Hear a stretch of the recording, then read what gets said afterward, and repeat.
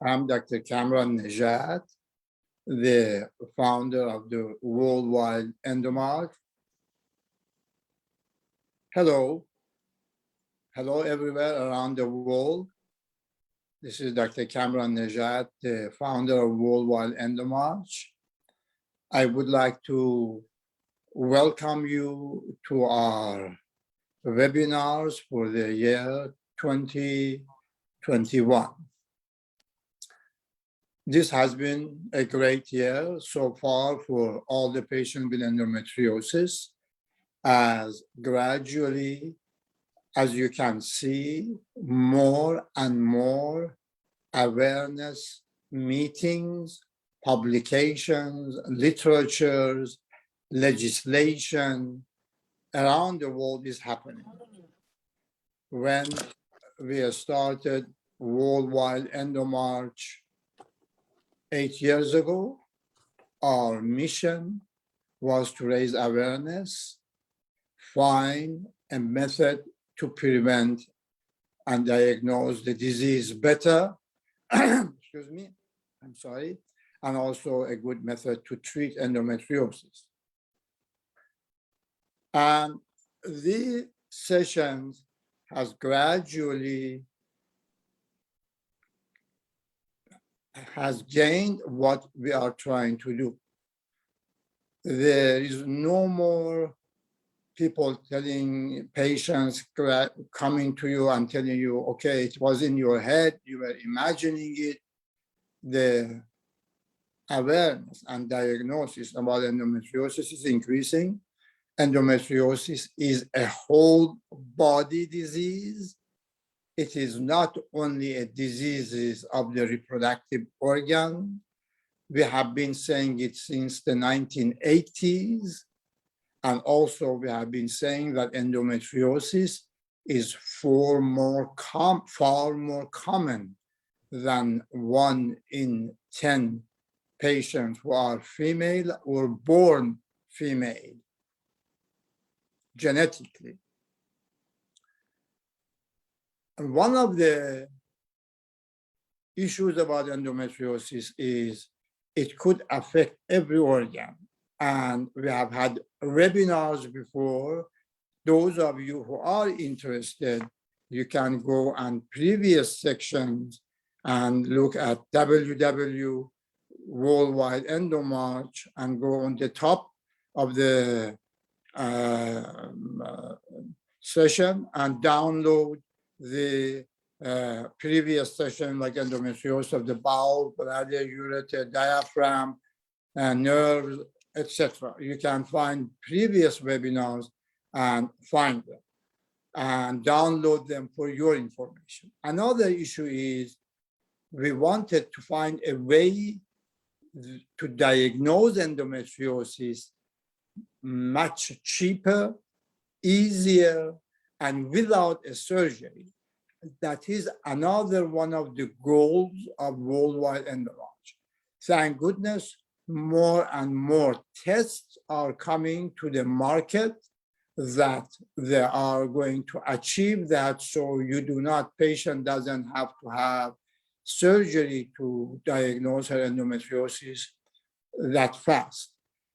Also, Worldwide Endomark has developed an app. It is called Nezhat Endometriosis Advisor.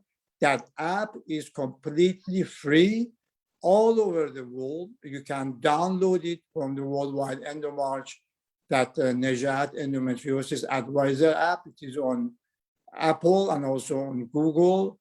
You can download it and it would help you to at least give you some guidelines if you may have endometriosis, and if you are trying to get pregnant and you cannot get pregnant, all of your tests are completely normal. Your partner's and your husband's sperm count is completely normal. Your tests are completely normal. You are trying to get pregnant, and all of your tests are normal. The majority of you, in our opinion, may have endometriosis, and that app can also guide you towards your direction. If you are an adolescent, if you are a teenager, and you have killer cramp, you have very bad cramps, you have pain, and with your period, sometimes even not with your period, you can download that app and can help you.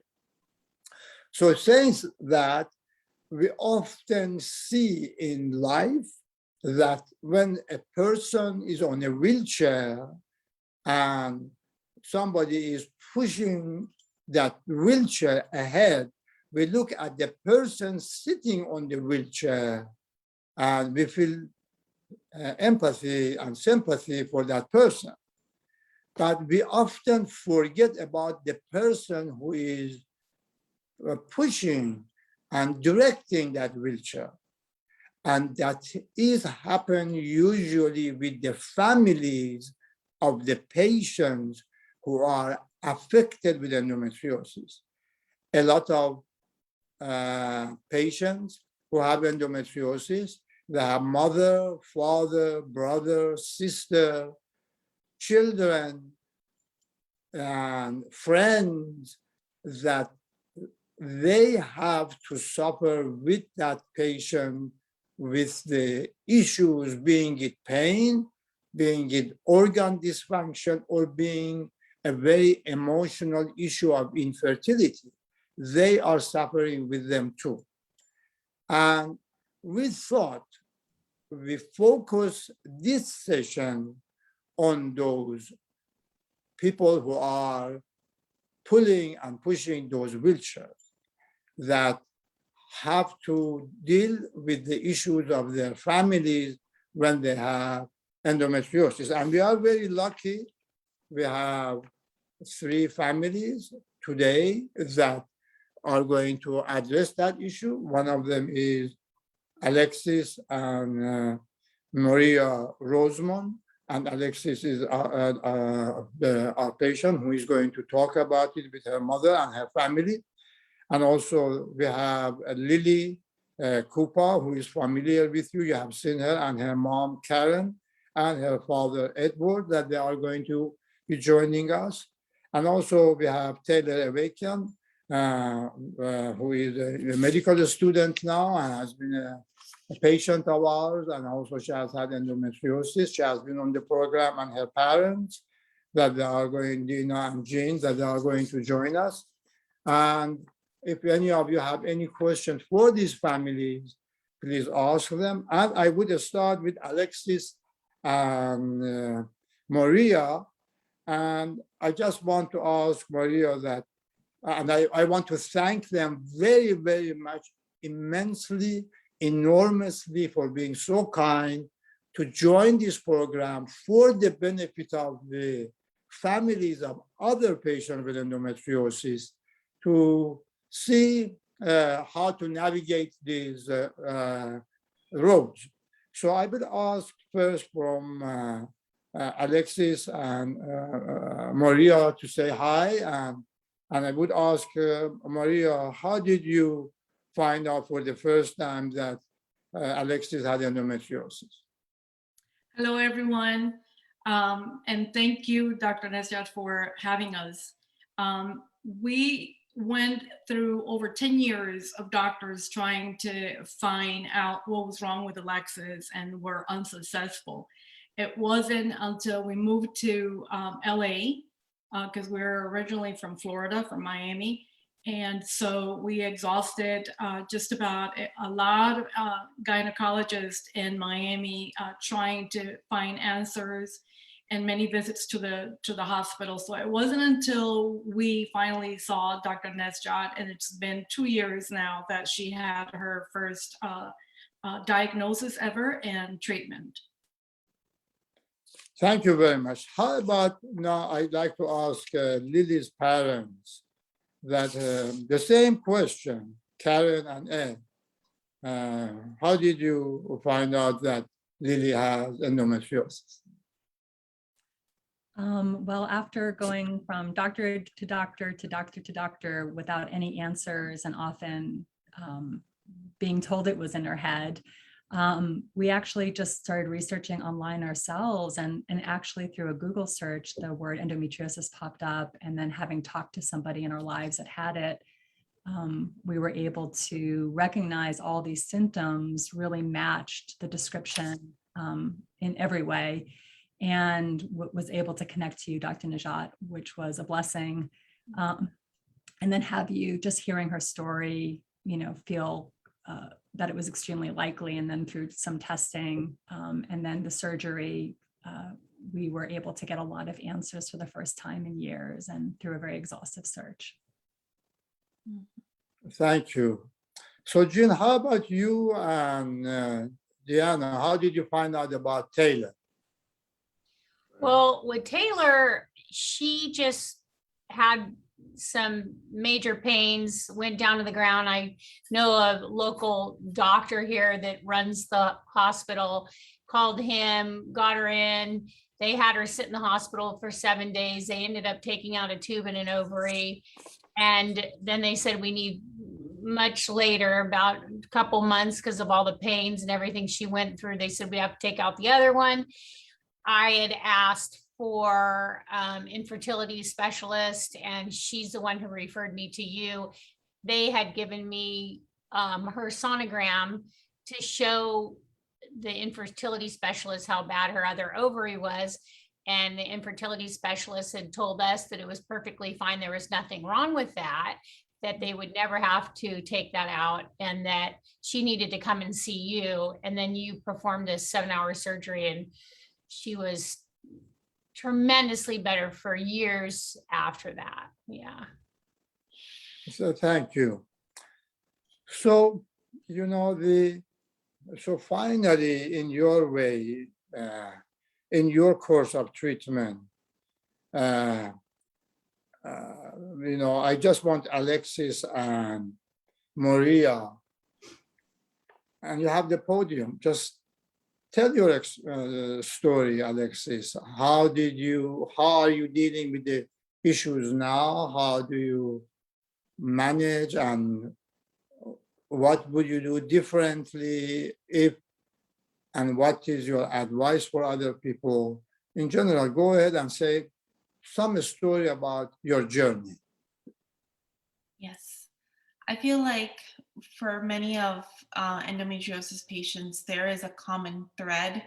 And listening to Lily's story and even Taylor's mom's story, it really was similar in that we suffer for so many years without ourselves knowing what's going on. And when we finally can start voicing what we're feeling to medical professionals, not feeling heard when you're describing these symptoms. And unfortunately, as you said before, Dr. Nezhat, there aren't any tests that are fully available everywhere to diagnose and to even see the symptoms or what could be endometriosis.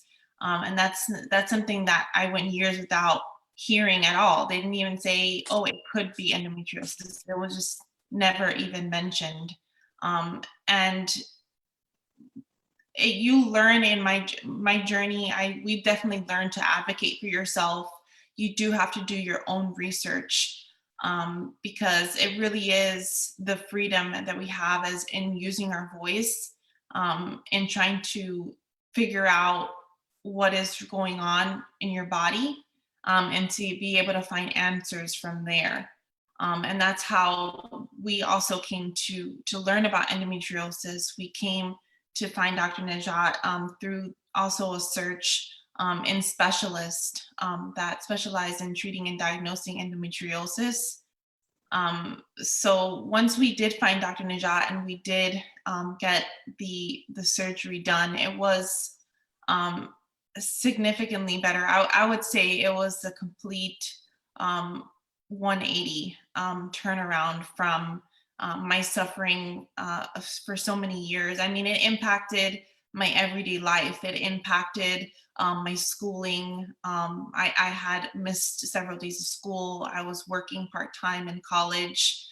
There was a lot of things that I could not enjoy as a young woman. I wasn't able to enjoy going out, family vacations.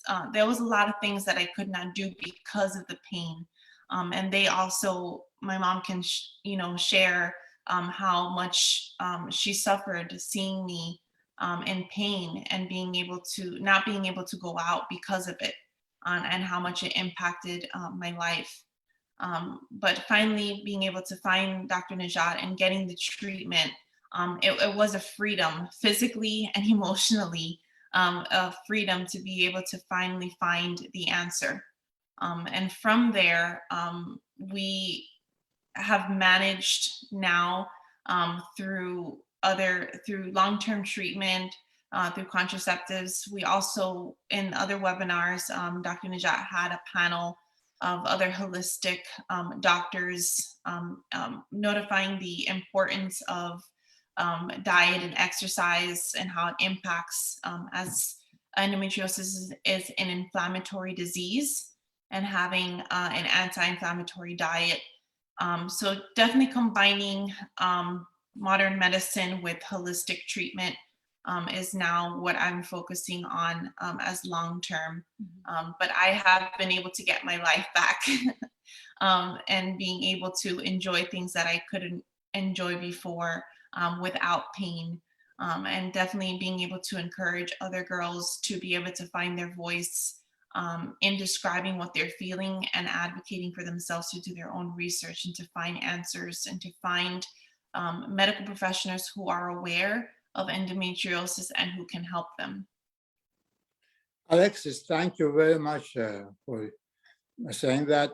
And what Alexis also refers about diets and alternative medicine, if you go to endomarch.org and on the top go to the webinars, then you can have the session on the diets and alternative medicine. There are many sessions, as I mentioned before, about different organs involved with endometriosis: bowel, bladder, ureter, diaphragm, other organs, also alternative medicine, infertility treatments, and other sessions. You can go over there.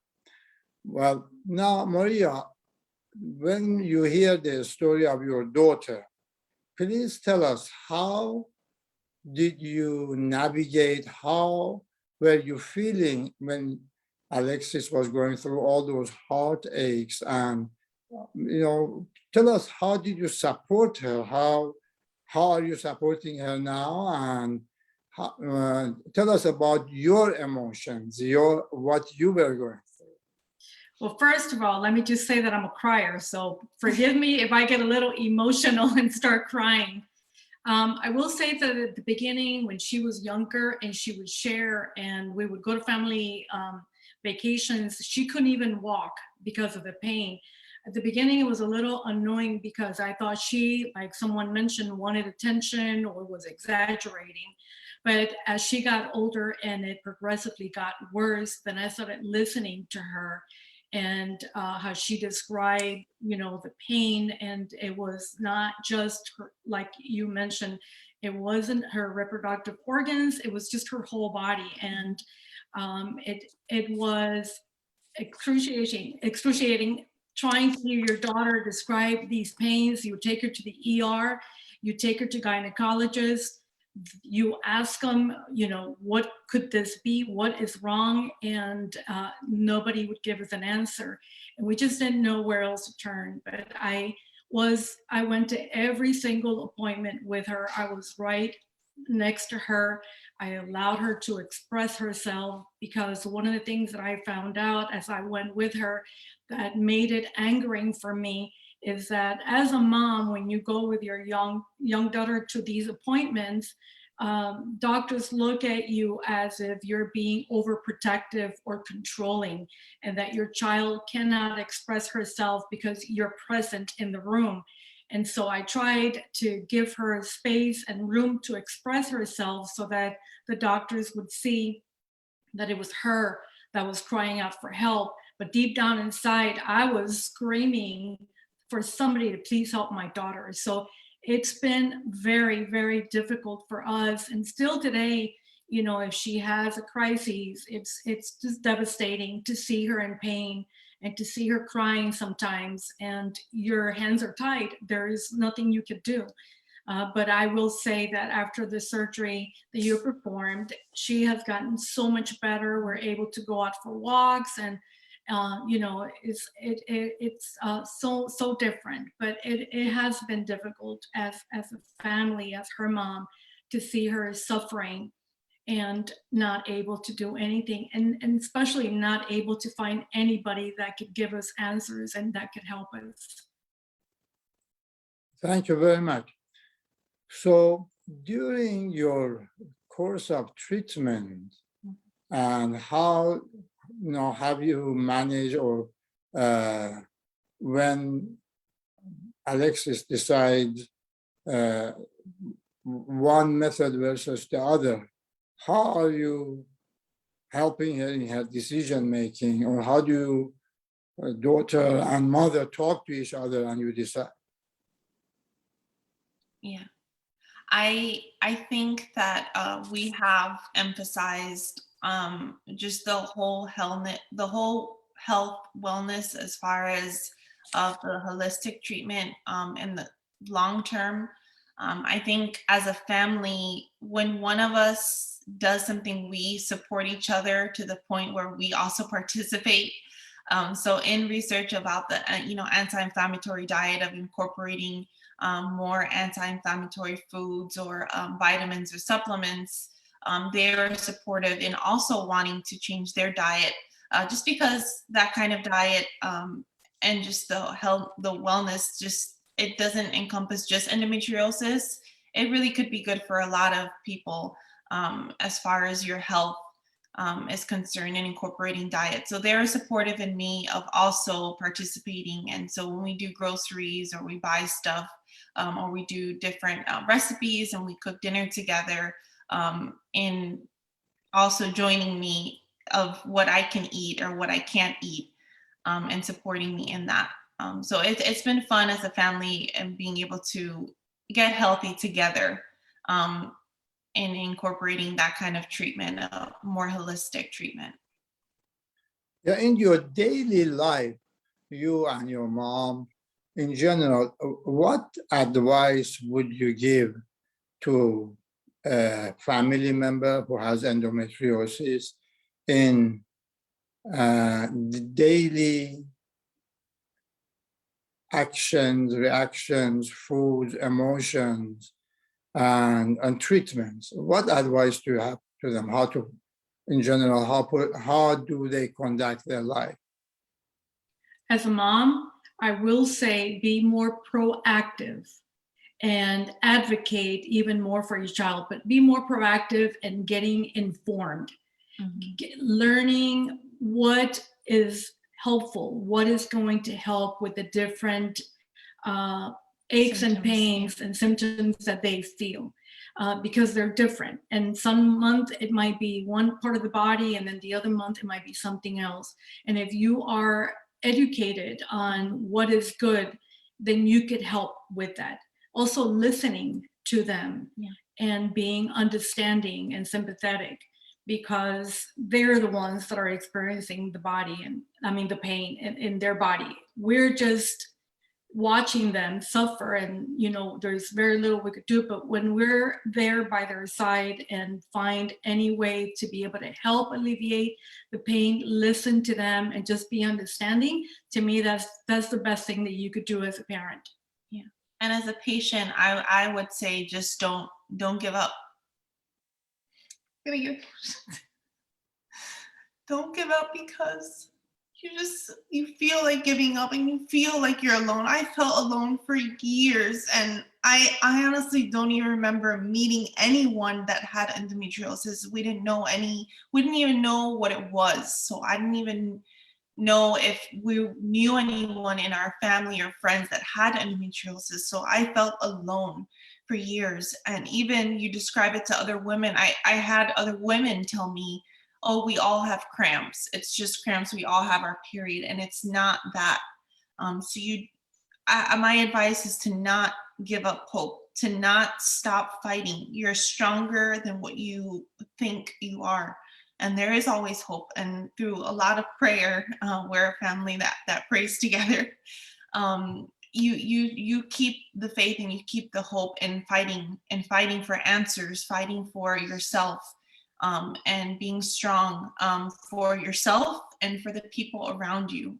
You have a purpose. I honestly believe everyone has a purpose to be here, and your story, your life can change someone else's life. So for me, suffering as a endo survivor, I could say don't give up hope, and definitely fight. As a mother and daughter, what would you like to see happen? What is your advice for medical professionals? What do you think, ideally, what do you want to see? What advice do you give to the patients, and what advice do you to the medical professionals, to the doctors, and what do you want to see in general to happen? We had talked about this a little bit before the meeting started, but we would want it to be a required topic of diagnosis in every specialty of medicine, all over the world. We would want it to be part of the curriculum. We would want it to be just known and taught to medical professionals in every specialty. And I honestly think I say every specialty because as doctors, as specialists, you might be seeing a patient that might have multiple symptoms. So a psychiatrist, for example, might be treating a patient for depression and anxiety, and it's a female, and she might be describing other symptoms that could be associated with endometriosis. So even a psychiatrist, if they were educated upon this illness, can then refer their patient who's being treated for depression or anxiety to see an endometriosis specialist or a gynecologist that specializes in endometriosis. I would want to see that in the medical professional field as required treatment and curriculum, to bring awareness, to be able to diagnose and treat endometriosis. But I would also want to take it a step further. I would honestly also want to see laws being in place in employment. And I think this is a little bit of work that you're also doing, Dr. Nezhat, and your team in employment, to be able to bring aid and awareness to the illness, if it's a work-related disability, or being able to have accommodations for those who are suffering severe symptoms of endometriosis in the workplace. So in every spectrum, so from medical professionals to employment is what I would want to see. And I think we have made progress, but there is still progress to be made. And I think, like I said before, it's not giving up hope and to continue fighting is what's important in my advice. And to do what you can, either in sharing your story to anyone, and bringing awareness, even in your circle of friends and family. It starts somewhere. I would like to see a way for girls to be diagnosed, because honestly, she's been suffering since she was 10 years old. Yeah. So if there is a method of diagnosing it early, and I also would like to see other treatments, because right now there is a certain amount of treatments that they could receive, but I would like to for a treatment that is specifically for each female that is going through this, because each one of them is different. And I just want to share one more thing, that the one thing that has stayed in my mind since you diagnosed her was how she broke down when you told her, and it wasn't in her head, that she wasn't crazy. And I'm so thankful for that. And I still break down and cry, because for years she thought she was crazy. Yeah. And she thought she was a burden to her family. And so finally, thank you, because of your diagnosis and your surgery, and just everything that you've done for us as a family to help us go through this. Thank you very much, Maria. It is really a privilege to be able to have helped Alexis, and you are very kind, and thank you very much for your advocacy. And as you say, we cannot go and operate on everybody. So, and we don't want somebody, others like Alexis, to go through 10 years of going doctor to doctor simply because there is not enough awareness about endometriosis. And I appreciate you being part of this program to raise the awareness. At the same time, as you know, by yard is hard, by inch is a cinch. We have an app. It is called Nezhat Endometriosis Advisor. You can download it. It is completely free. And that would at least could give you a guideline if you have endometriosis that could help you to go to a doctor. And I appreciate your all of your comments. So I'd like to turn the situation to Lily and her family. Thank you again, Alexis and Maria, and please don't leave. We are going to come back and forth to you. You know, and Lily and Karen and Ed, they have also their story. And why don't we start, Lily, you tell us how your situation started, and Karen and Ed, tell us how you supported your daughter, and tell your story and your recommendation, and you know, how the do's and don'ts about patients with endometriosis. Hi, everyone. My name is Lily. I think that the hardest thing is that my story is so similar to Alexis's, in that it's honestly similar to everyone who is going through endo, that for years we're told it's in our heads and we're led to believe we're crazy, and that the pain we're feeling and the symptoms we're feeling are not real. And we're seeing trusted professionals, and because they're professionals, we just inherently trust them. But we shouldn't, because we know our body's the best. And the hardest part for me was that the entire time I was told it was in my head, I knew it wasn't. I knew my pain was real. I knew my symptoms were real. I was missing months of school. I couldn't go out. I was bedbound for almost 2 years. I knew this was real, and I was told by tons of doctors that it was in my head. So this started when I was 14, and I'm now about to turn 20. And I was so lucky and grateful to find Dr. Nezhat at the age of 18. He was the first doctor who ever listened to me and told me that my pain was real and that it wasn't in my head. He performed my surgery, and I was diagnosed with stage 4 endo and adenomyosis. And from there, he gave me a voice and gave me the power to use my voice. And I found out I have like 15 other diseases that all like coincide with endometriosis. And from that day, I've never like stopped using my voice. Every doctor I've seen, if they told me it's in my head, I immediately stopped seeing them and switched to another doctor, because I know my body and I know that this is real. So since meeting Dr. Nezhat and having that surgery, my life was changed. And I've again been diagnosed with about 15 other diseases, and I've been given my power back and a voice. And I still live in chronic pain every day and debilitating symptoms, but I feel like I have a life, and a life that I want to live. And my parents have really helped me along the way, and I wouldn't be here without them. Incidentally, I like to everybody to know and congratulate the brilliant Lily that in her going to college in excellent, wonderful school in Boston, and we congratulate her. And also we congratulate her parents for having a wonderful child, raising a wonderful child, that she is very advocate, and you can see her continuously advocating for other adolescents with endometriosis and their issues. So Karen and Ed, why don't you say, how are you navigating, how are you dealing with Lily's, obviously the parents like Maria, loving Alexis and going through much emotion.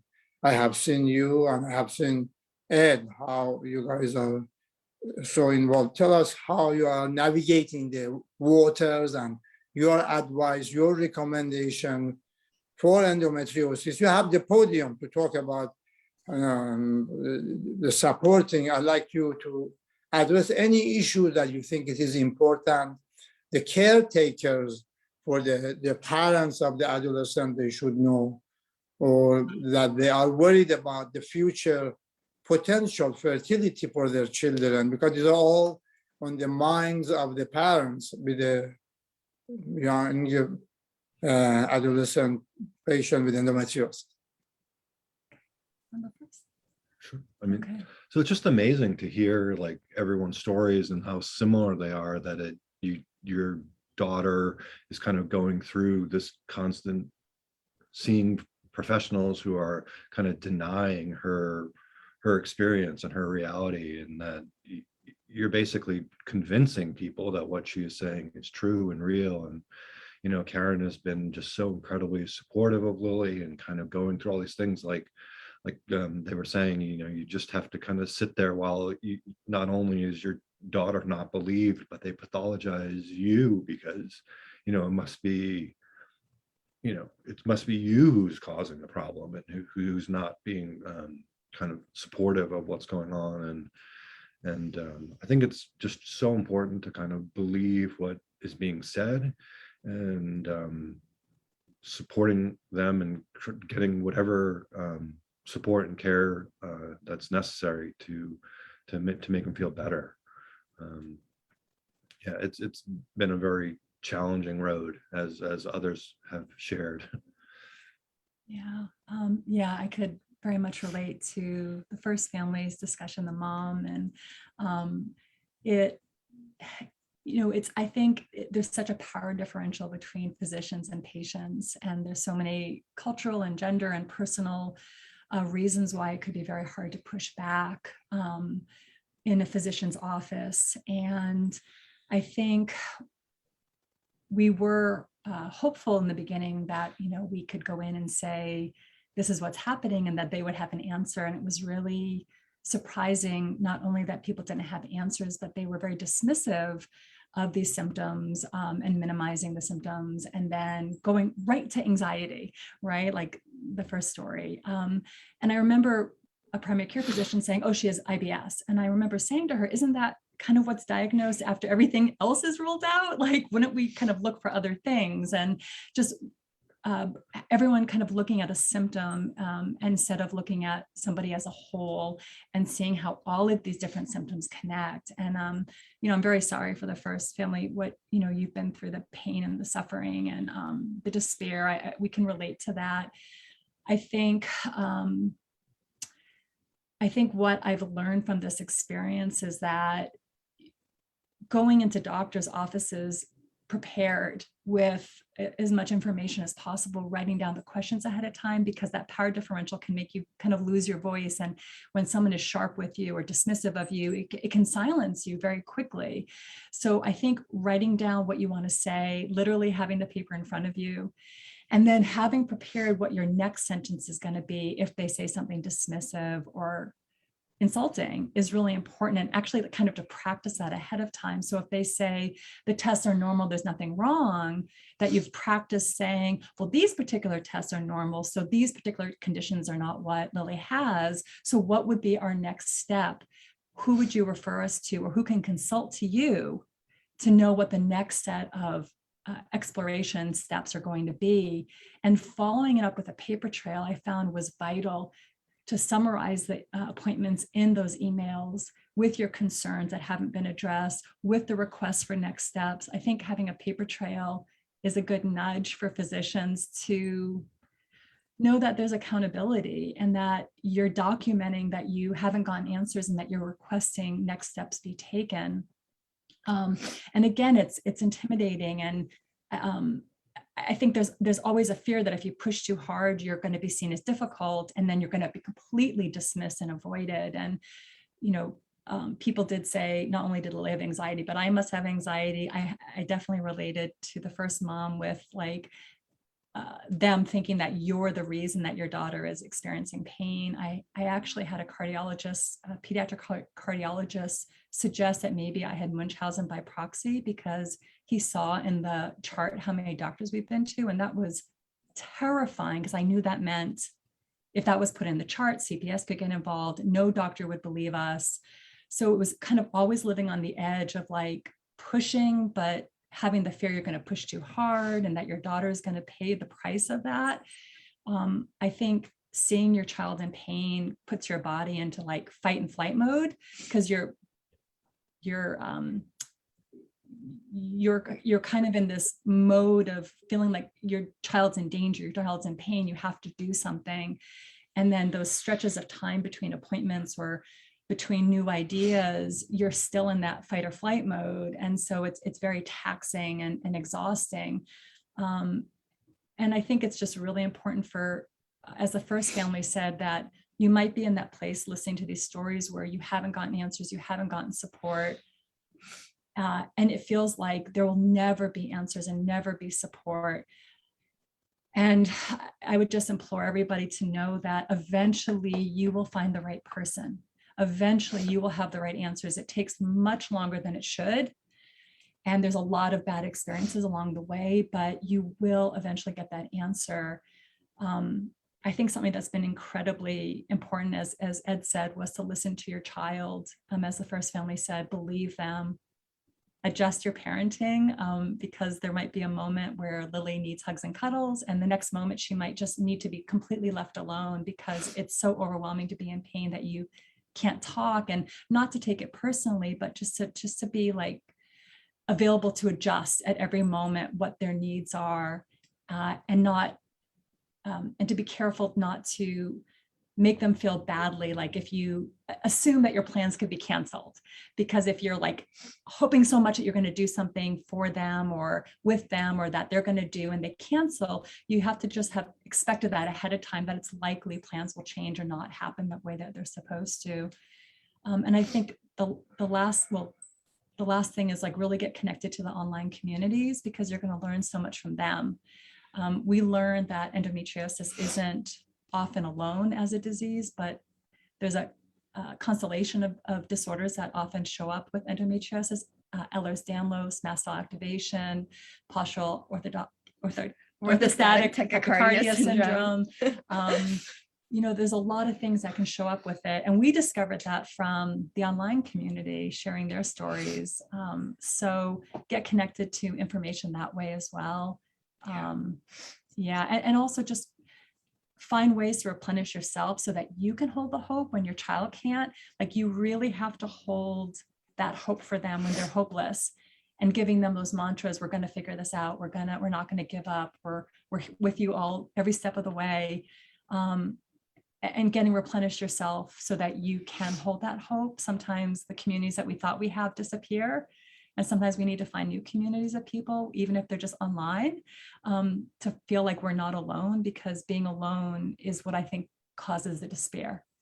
And it's a family disease, as so many diseases are. They're family diseases, they affect everyone. So talking as a family, looking at the impact on your marriage, on your other children. Lily has a big sister. What is it like for her, giving her a voice? Because sometimes she would be not as given as much attention at times, and having those honest conversations with her. What is that like to have a sister with chronic illnesses, and how can we support you in this, seeing your sister in pain? So just having a lot of conversations and holding hope. Yeah, and I'm emotional too. I really wanted to emphasize what Alexis said, that to never give up, because I've had, since I've been struggling since 14, there have been a lot of times where I felt so alone and I thought nothing would ever get better. And I wanted to give up so many times. And I'm so glad that I didn't, and that I'm holding on, and that I've been given answers. And I'm still searching, and I probably will for the rest of my life. but things get better. And I truly live by the fact that things come in waves, because maybe for 1 week I have a ginormous flare. Like the past month has been incredibly hard. I've been bedbound for the past month, but then this past week it's come around and I'm feeling better, you know? So it really comes in waves of, you know, it can be really awful and it can get better and go back down to bad, but to really hold on, because if you give up, you won't be able to experience those ups and those good things in life. And that truly finding the community online has been the biggest blessing for me. I found so many other people with endometriosis and all the comorbidities that I have, and I just feel like I'm not alone, that I have a community, and that I'm not going through this alone, that other people are experiencing this, and that I have support and people to talk to. And I just think that's so important. And I just have this quote I wanted to share that kind of inspired me to join and have this internship with Endo March and share my story and use my voice. It says, "Scream so that one day, 100 years from now, another sister will not have to dry her tears wondering where in history she lost her voice," by Jasmine Kaur. And I think that's so important and really resonates with me. And yeah, thank you guys. Well, I like to thank you very, very much, the Lily, Karen, and Ed. You have been very kind to share your story. And you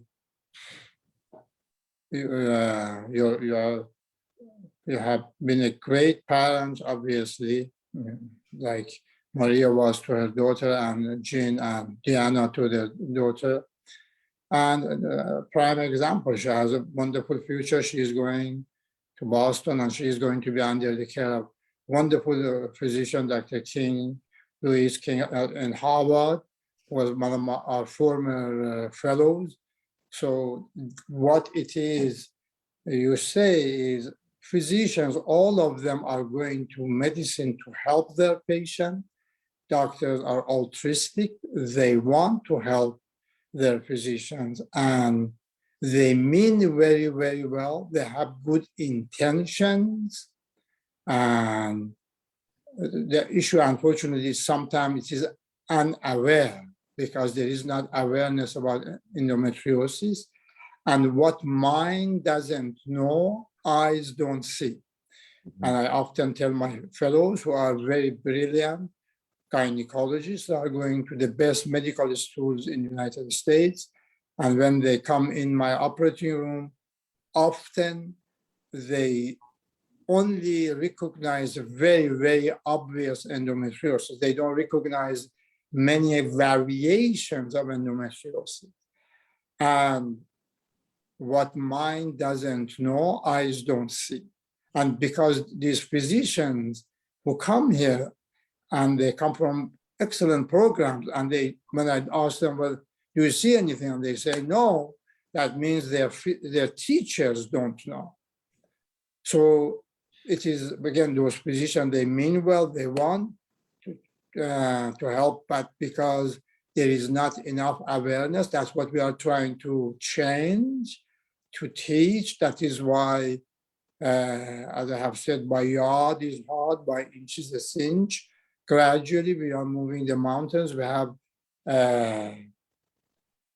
have schools and fellowships for endometriosis, and we are advocating American Society of Reproductive Medicine and Society of Reproductive Surgeons. They have dedicated, again, significant resources because of that interest. And right now, the president is Hugh Taylor, and Sean Tipton is the director of the advocacy, and they are very much involved to involve fellowships. There is going to be the Camran Nezhat Fellowship, or a group more related to endometriosis, and American Society of Reproductive Medicine and Society of Reproductive Surgeons. They are going to give more awards to increase awareness about endometriosis. So all the physicians, they want to help, but we just need to do more education and let the scientists and physicians give them the resources and the power to do what they are good at, to find resources. The Worldwide Endo March and Nezhat Family Foundation, they have been honored and privileged because of the support of families like you to advocate and give grants to wonderful schools with excellent research capabilities like Northwestern, like Yale, like Harvard, and Dr. Hugh Taylor in Harvard, in Yale, and also at the University of North Carolina in Emory Medical School, Medical College of Georgia, and UCSF, Stanford, that they do more research to we make changes, we make progress. And I thank you really for sharing you and Lily. I'm looking forward for you to keep working. You become an endometriosis specialist, and we are going to support you. And you are people like you, we are going to change the world for the patient with endometriosis better. And example of it is in the next family, Jean and Deanna Taylor, that their daughter was one of our patients and is our patient, and now she is on her way to become a physician and help patients with endometriosis. And I let Jean and Dina to tell their stories and their support. Taylor is on call today, so she couldn't join, but I let her family take the podium. Okay, well, I just want to thank Alexis and Lily for being so strong, because this is a very difficult subject to talk about. Even for Taylor in the medical field, I think this has even fueled her passion even more to help others, but it is very difficult for her to talk about because it does affect, in their mind and my mind, their dating life. Am I ever going to have a baby? When you start out young, like they have, and Taylor started out at 16, will I be able to ever have a baby? Will that affect my dating life? Is anybody going to want to date me? So it really is a very heavy battle that we went through, and that she has, and I'm very sorry she couldn't be here. She would love to be here to speak about it as well, but you can go ahead and say something. Yeah, so I mean, it's we understand what all you girls are going through, obviously, with Taylor now being 29 years old, positioned to graduate medical school in 3 weeks. We're very excited. I know that her experiences with Dr. Nezhat really helped, I think helped her mentally, emotionally, and really encouraged. She had the design and desire to be a doctor prior, but I'm sure the experiences really helped solidify that and keep her going through the process. Taylor started this journey at 17, and it kind of came on really fast, kind of hit everybody immediately. Thank goodness we were able to get her to Stanford, get her to Dr. Nezhat, or else her life would not be the same today. She wouldn't be in a position where she could have children in the future. If we would have listened to the other doctors, and there was 3 other ones that were sending us from doctor to doctor to doctor, and we weren't, really saying, hey, no, this isn't going to happen. We're going to keep on trying to fight. And if we weren't being our own advocate and trying to help her and listening to her and her needs and her pains and what she was going through as well. So, yeah. It's been really important. I mean, in our case, in the last 10 years of Taylor's being under Dr. Nezhat's treatment, she's gone through 3 surgeries in 10 years as the disease, the endometriosis progresses, I guess, in her body. But every time that she goes in, she has massive results as far as the way she feels, the way her body operates, everything. There's huge differences every time. So, whether we don't know enough about it, whether this is something that she deals with, at least she knows how to deal with it. She knows how her body feels. She knows how to adjust and control her diet and her exercise and things like that to make herself feel better when she's going through it or dealing with it. And so, we're just blessed to have been able to have her under Dr. Nezhat's care for the last 10 years, because we don't know what her life would be or what our lives would be without it, had we not, found him and been able to alleviate the problems that she's had. Yeah.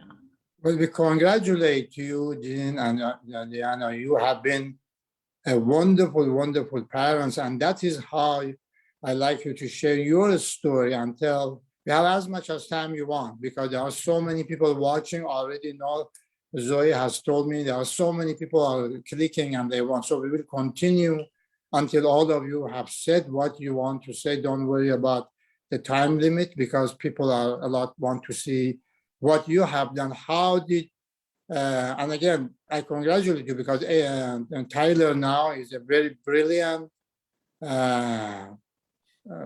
going to be a physician. She's in medical school, graduating, as you said, 3 years.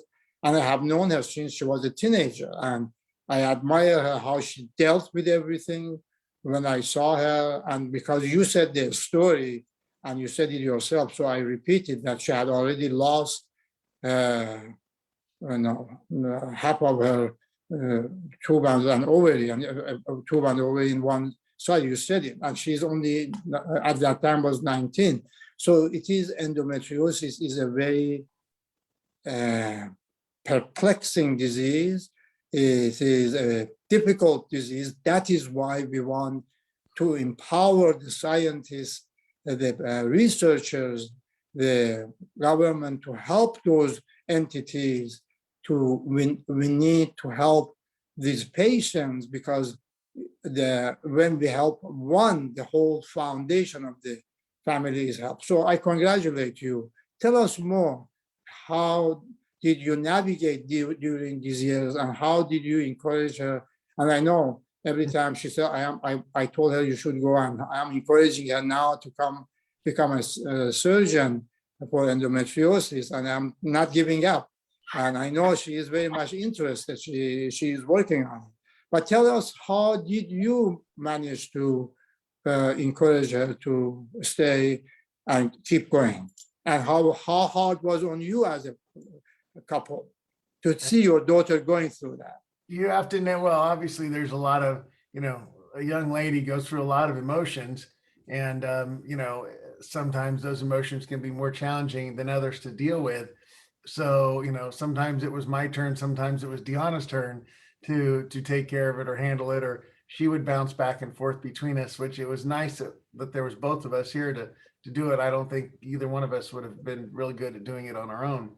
So, Well, it was a lot to navigate, because and they were talking about going on vacation. Well, we had planned for Taylor. It was a little different, because she really didn't have any issues until one day she had issues, and she just dropped to the ground. And then I had called up the head of a hospital that I know very well. He said, listen, what I want you to do is give her Vicodin for pain. Call me if she starts to vomit. Within an hour, she did start to vomit. I brought her into the ER. He had referred me to one that he had said a doctor that was highly recommended in our area for that type of thing. They left her in the hospital for 7 days. Then she started getting feverish, gangrene set into one of her tube and ovary, and they had to take that out because the endometriosis was just taking over in her body, taking over that tube and ovary, from my understanding. But then, then they wanted to take out the other one, and we just kept on fighting and fighting. So we went through months, and we went through a vacation that we had planned in Italy for 25 days. And that was very difficult, because at every turn she was sick, and she was not able to very emotional. It was just, she wasn't able to join on a lot of things that we had planned. And so we had to, one or the other had to stay back with her. And so that was very emotional for her as well, to go through all that. And then, well, I was going to say, like to kind of repeat what Lily was saying earlier, it's really hard on a young person to have these issues and nobody really understand them, because obviously as parents, we don't really understand what she's going through or feel what she's going through. So it's hard. I mean, we believe her and we support her, but you don't really understand it or know why. And it's hard to go through that. So to try to, as a parent, you don't really know how to deal with it. And so we just try to be encouraging and emotionally supportive and, get help where we could. But that's really, it's a challenging situation because you just don't necessarily know how to deal with it. It's not anything that, we've experienced in our lives. So it's very difficult. And we're kind of, this whole march is a blessing because it's going to give, like Lily said, a lot of people a voice to understand maybe what may be happening within them. And that's going to allow not only the children, or the patient, but also the parents like us to understand and get support and figure out ways to help. I wish we would have known about this 15 years or 14 years ago when she started going through all this, and we would have been able, we just had no knowledge, and we were going off of what all the doctors were telling us. And her tube and ovary had a very big cyst on it. So we just thought, well, that's what it has to be. It would be nothing else but this cyst. But when we brought her to you and you performed a 7-hour surgery on her, the miracle, I mean, she was in the doctor's office prior to that, the one who referred me to you, rocking, crying hysterically, just so emotional. And she felt so amazing after that surgery. It was a blessing for her. And then 2 others, and then as she progressed again, and then it took out her appendix and wrapped her colon and did all that, then you did perform more surgeries. But she seems to be doing very well now. She's 29 years old and seems to be doing very well. And she's very positive about her outlook on having children as well. So that's a good thing. Well, I congratulate you, Jean and Deanna, as a parent for what you have done with your daughter, and she has a wonderful future. And thank you for sharing your story and her story. And you want to see that is what we are talking about, the enigma of endometriosis, that it doesn't differentiate between age, race, the social status, anything. She was a very young woman. And because you shared her story, that not necessarily, when a young woman has endometriosis involving multiple organs, bowel, bladder, ureter, and a very young age, it is that these are the mysteries of this disease that we have to solve, and to teach it more, to raise more awareness.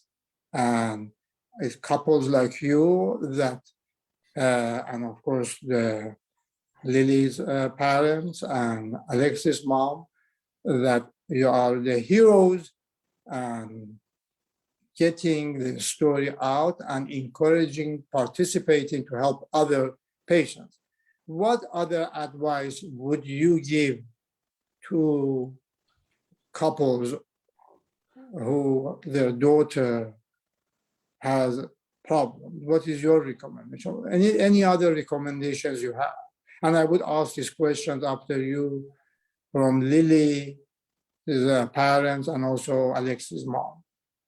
Well, now, I mean, the first thing I would say is download the app. The app is going to be a wonderful tool that is now available to people that wasn't, for all of us, to get involved with EndoMarch and to, research it, because there's a lot of information available about it that wasn't available just a few years ago. So that's huge. And I would recommend that anybody that thinks that their child is having an issue, to definitely use those tools and get that information, because that would make it easier, would have made it easier for us. And I'm sure will make it easier for those in the future. And get her with the right doctor that believes her as well and that is willing to listen to her. And like Alexis said, the same thing is the holistic side of approach of what you eat and what you intake into your body as well. And we did look at that when she was younger, but that wasn't enough. Obviously, she needed all the surgeries as well, but that really helped her after when she had the surgery. Thank you very much again, both of you. And I truly Thank you. appreciate your participation. And I look forward to celebrating many occasions in relation to your daughter, Tyler. Now, I would go and ask the same question from Alexis and her mom, Maria. And what are your closing comments? What recommendations do you have? What do you recommend the families should do in relationship to their daughter? My recommendation is, parent, if you want a knowledgeable, experienced doctor in endometriosis, go to Dr. Nezhat's website, because your website is packed with all the resources, information, everything needed. We say that we were blessed to have come to LA, and it was Alexis doing her research, and then she gave me your website so that I could do my own reading and research, and we compared it to other so-called specialists in endometriosis, and yours was the best website with all the information that we needed, and that's why we decided to go see you. Even if we had to drive 6 hours, and like we've told you before, if we lived in the East Coast like we used to, and we would have to come see you every year or every 2 years so that you would treat her and you alone, we would do that for our daughter. And my advice is, if you want the right information from an experienced and knowledgeable endometriosis specialist, seek Dr. Nezhat. Yeah. That's what I would advise every single parent in the world. Yeah. And I would echo that by saying it is worth the sacrifice of your time, of putting forth, sacrificing time to do the research, and sacrificing time or even finances to be able to seek out a specialist. And I think, echoing what my mom said, it is worth, even if it's more expensive, if it's further away, of finding the right doctor, because you don't want to waste your time and your money on going to maybe a closer doctor that can't help you. And, the 3 families, we spent years, and we spent probably thousands of dollars going to doctors that told us the same thing. They didn't know what was going on. The tests looked normal, and they referred us to doctor after doctor. So sacrificing your time and research, and even if it needs to go that far as traveling to see an endometriosis specialist and to get the help that you need, it's worth it. And to not give up the hope in searching for the answers and for the right specialist to treat you, because that freedom physically and emotionally in dealing with this illness is worth it. You should not have to be complacent and comfortable with suffering. Families shouldn't give up hope and feeling helpless that they can't be there for us. You have to fight, and it is worth the sacrifice. And I just want to thank my mom and all of the parents here supporting, because like Taylor said, we wouldn't be here without you guys. And my dad is in the other room, but he has also been a huge, and my older sister as well, has been a huge help in supporting me throughout these years, physically and emotionally.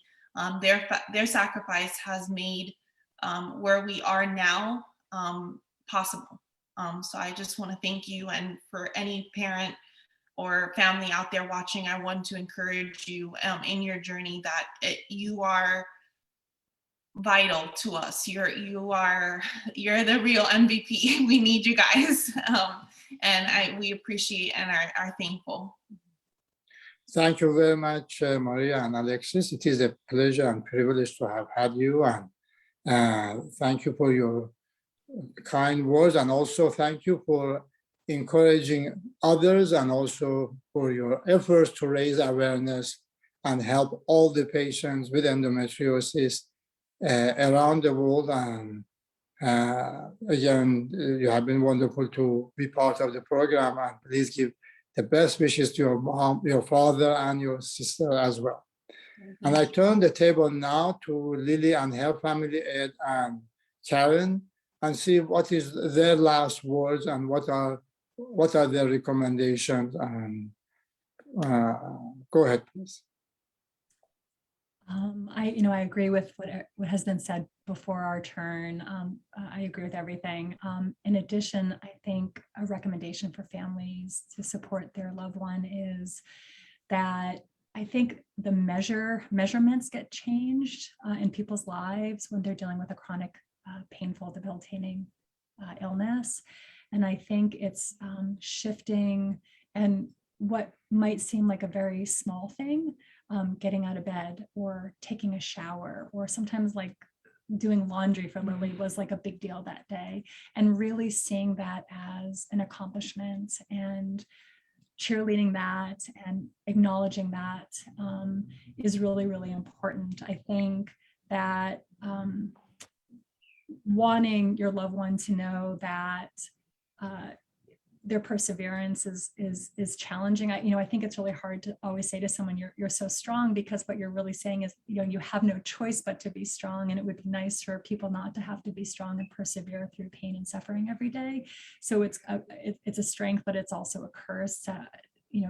All of these people today and who are watching, who are struggling, like, you have to be strong to get through this, but it's not, you've been given no other choice. And so letting people have a bad day and have those softer moments where they're not feeling as strong is really important too, and supporting them kind of getting back up when they're ready to get back up, and giving them the message that it's okay to be down. It doesn't mean it's going to be forever. And just kind of sometimes being in that down space and just letting them be there.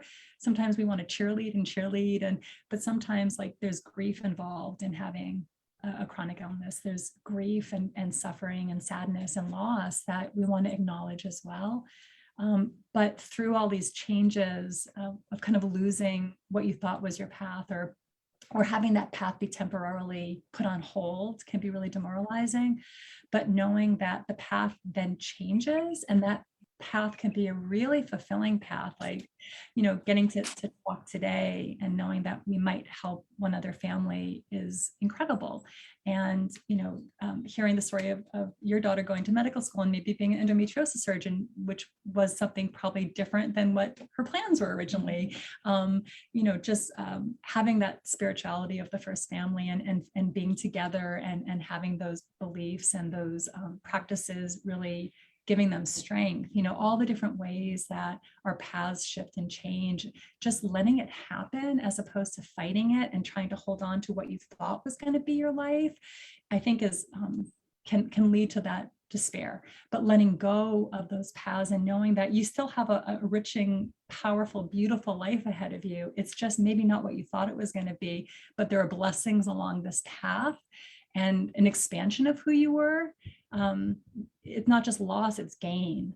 I think all of these daughters that have experienced this that we're talking about and are speaking for themselves today have gained so much wisdom and insight and understanding and empathy and compassion. And, these are things that make you even more beautiful than you were before the endometriosis caused so much challenge. So just really seeing the light as well as the darkness, but accepting the darkness as well is really important for family members. I also just want to say that there might be people watching who don't have family support or are alone in this, or their families believe it is anxiety or believe the doctor's messages. And I just want you to all know that you can make your own families, that, we've been very lucky to have support within our families as we're hearing the other families, but sometimes people are on this journey by themselves, which I can't imagine. And so finding people that become your family, whether it's the online communities or other ways, is really important, because the support can come from anywhere. If you're not getting it where you would hope you would get it, you can find that elsewhere too. You're not going to be alone. I think Thank you. I'm so good. No, Miss Lily, please go ahead. I'm sorry. Go I ahead. just want to echo what Karen said, that, you know, not everyone has a support system or a family who's supporting them, and that genuinely finding a community online through social media, even if it sounds silly, has been life-changing. As someone who does have a family, just having that community online is so helpful. And to anyone watching, if you think you have endo or don't know, or, you know, there's a community, and I'm also there. Like, I would love to talk to anyone who needs some support. Just like message me. Like, I'm sure any of us would be so happy to talk to you. It really just fulfills my heart and makes me so happy to know that I can help at least one person who might be going through something. It's truly given me a purpose in my life when I felt so lost and felt like I had no meaning. My illnesses have genuinely given me a path and a purpose where I never expected it. Yeah, so support and education are just so important. I mean, this disease is so odd. It's normal cells growing in the wrong place in the body. Like, how could that cause a problem? You know, I think for me, like, one of the most, I don't know, impactful things was seeing the pictures, right? Like, you can't see it from the outside on the person, but when the surgery was done and you saw the pictures and you saw the endometrial cells everywhere where they're not supposed to be, it's kind of that just seeing and understanding what is really happening and what people are going through. It's like, that's why I think a lot of doctors don't know. They can't, like Dr. Nezhat said, they can't see it.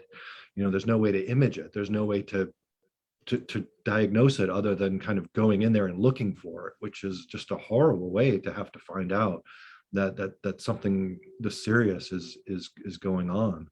And I think it's very important for the people who have gone through this to educate people that they've kind of interacted with the other doctors. I think, you know, Lily was, when after she had her surgery and kind of had the images and wanted to go and tell every other doctor and say, look, I really had something wrong with me, and here's the evidence. You know, if you want evidence, here it is. Look at it. This is what I was going through. And it's important to educate people about this disease and figure out a way to diagnose it without having to go to surgery. Thank you so much. Again, the three the three families that we are our guests today. It has been a true pleasure and privilege to have you. We have had a lot of the questions and texts that how about endometriosis and infertility or organ dysfunction. We did not forget about that. We are doing it session by session. This session was essentially for the families who have gone through the support of pain. We have another session for infertility couples that actually have no symptoms at all. The couple have no symptom. The semen analysis of the husband is completely normal. All the tests are normal. And the couple are told over and over that everything is okay. We just don't know why you are not getting pregnant. They have had IVF. They didn't get pregnant. The majority of those patients have, in our research, which has been published and documented, have endometriosis. But in medicine, things go very slowly and progress very slowly. Many, many things that we advocated or developed 30, 40 years ago, almost 40 years ago, now gradually are becoming commonplace in medicine. In medicine, very rightfully, especially surgery, very rightfully, everything has to be tested and retested and tested to make sure we do the right thing for the patient. And because these are, especially surgery, has to be learned, so it takes a long time. but the hope is coming. We are making progress, and a lot of progress has been made. We are making, I do see it in my own students, how they're excited. Look how Tyler is in medicine. Right now, Lily is on that direction. And Alexis is working towards that goal. So a lot of things are happening. We are going to address the couples and issues of the infertility and also organ dysfunction in another session. And also we are going to have another session exclusively more about adolescent endometriosis or other misunderstandings and myths about endometriosis. These are sessions that are coming. Please look at the program. And if other issues you are interested, many of your questions that I didn't get to answer here because all three families were so interesting and had so much good to say. We will answer some of those questions privately for you. And we thank you very, very much. Go to the website of the EndoMarch. There is a free download of the app. This is for you. We thank all of you around the world for your support to help each other, to help yourself and future generation of the patients with endometriosis. This is yours and you have to support it. We are doing our best. And those of you who are able to donate or support, again, that is great. Get involved as much as you can. Everything is very open. Congratulations. Hang in there. Forward we go. I'm looking forward to seeing you next month. Thank you very, very much again, all of you. Bye-bye. Thank you. Thank you. Bye.